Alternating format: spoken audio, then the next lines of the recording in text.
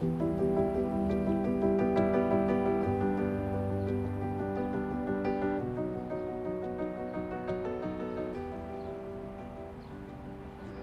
morning, we have approximately 375 men, women, and children that are waking up, getting ready to start their day, go down and have breakfast, have morning devotions, and either go on work calls, the families go to work. So we'll have activities here on campus for the kids. That's how many people we have on a daily basis. Our goal is to stabilize a homeless situation. So anyone that is homeless, and we have minor things that would keep them from not being able to come into the program, but our goal is to help the homeless program in East County, in El Cajon, and San Diego County. I've been with the organization for 19 years. I have many stories, good, bad, and different. The success stories stand out for me, and the people that come in and they had just woken up from underneath a bridge somewhere, decide to change their life, and then within a year they're cleaned up and have a job and are moving out, have a vehicle, and are starting their life all over again. Two different people coming in and leaving.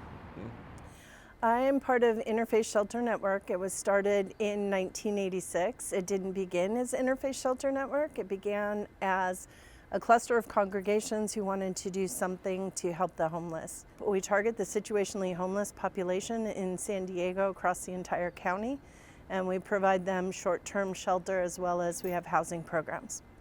I think our involvement in El Cajon, we've been able to assist some people off the streets. We've been able to wrap them around with case management and address all the issues that presented to them to cause them to become homeless. And then once they're in housing, we stay with them for up to 6 months to stabilize and make sure that the transition is smooth.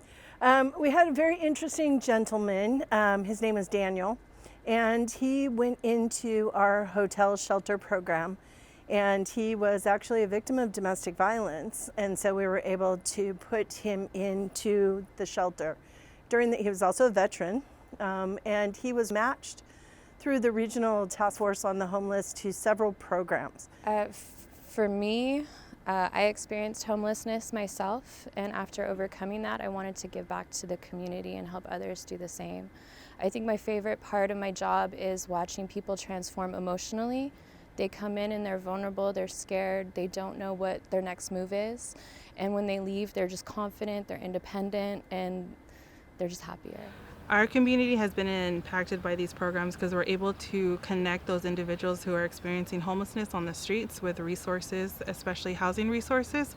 So our job as an outreach specialist is to conduct a housing and health assessment, which gives them an opportunity to be put on a system-wide community queue is what we call it, so that they can get matched to permanent housing.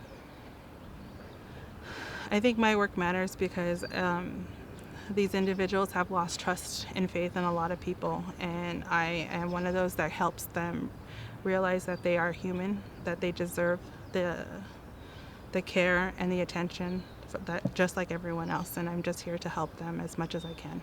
Hot Team, we go out every single Friday with various entities, and we go around looking for any of our homeless population, any of our transient encampments, and more or less just provide resources and get them in touch with those people that have the resources for them.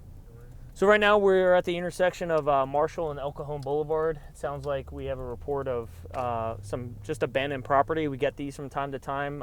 Some of our transients kind of load up some trash and carts and we kind of leave it. Once we get here, as long as we determine that there's no valuables, there's nothing that clearly identifies like who this property belongs to, and if it's just, abandoned like trash, garbage, soiled property, things like that, we get with our public works team and they kind of come and remove the trash. Our program we work closely with the city of El Cajon to try to get as much information out about El Cajon's programs, which are many and robust, to both housed and unhoused residents as quickly and as efficiently as possible.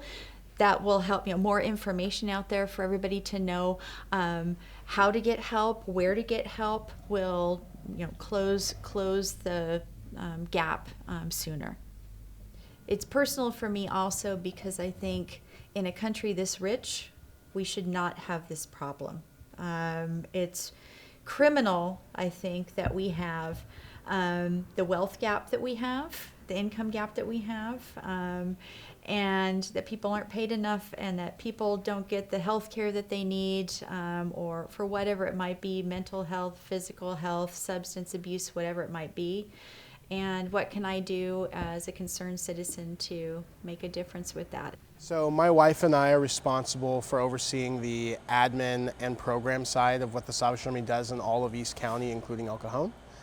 So we oversee social services, we oversee the recreational services, we're also religious leaders, so kind of the whole gamut. If it's the Salvation Army and it's in East County, San Diego, it's us. We kind of oversee all of it. I think it's a very unique program, and I think it's definitely had a very visible impact. So much, when we talk about homelessness, it's a really broad issue. But one of the biggest things that we need if we're going to help people get out of that kind of vicious cycle is they need support. They need people who care about them, who can resource them, who can be with them multiple days over a long span of time and get them out of that. If you're not from here, if you have no family, no friends, no nothing, that support is just missing. And so this program gets people to a place where they can begin to get their lives back on track, where they can begin to find that success and that value in themselves and in what they're doing. And so this program has been instrumental in getting people out, and it has a really high success rate.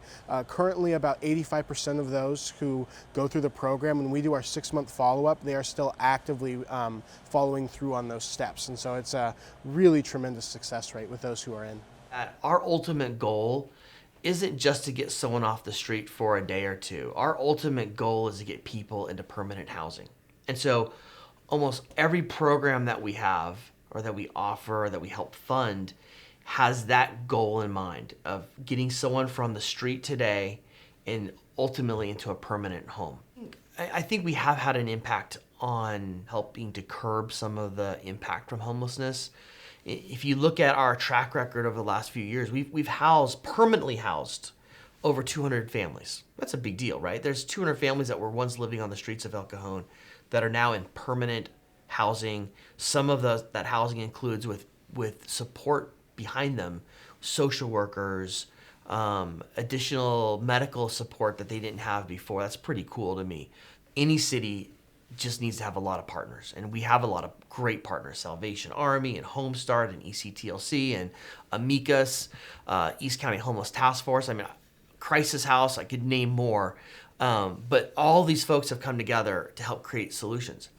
I think it's important to note that one size does not fit all in terms of solutions. There's a lot of different reasons for homelessness, so there has to be a lot of different solutions.